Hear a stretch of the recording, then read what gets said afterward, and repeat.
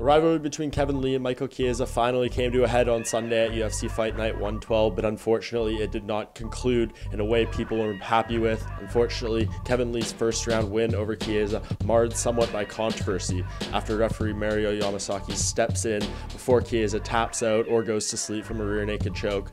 The reality is, of course, Chiesa was losing that fight up until that point. He was getting beaten up, he was getting dominated. Kevin Lee looks like he was going to finish that choke if just given a few more seconds to work it. Of course, Michael Chiesa says otherwise. He popped right up the moment Yamasaki stepped in. There's no question Yamasaki made a huge gaffe here. He should have checked the arm, should have made sure that Chiesa was out before intercepting that choke and stopping the fight. Unfortunately for Lee, that's going to maybe put some bad spin on this fight, but at the end of the day, he did look great, and he has a 5-fight winning streak now, with this being his most significant victory to date. And I think he does move on from this. There's talk of a rematch going down after this, but I just don't think that really makes sense. Lee was proving himself to be the better fighter throughout pretty much the entire fight up to that point, and I think he should move forward in the division.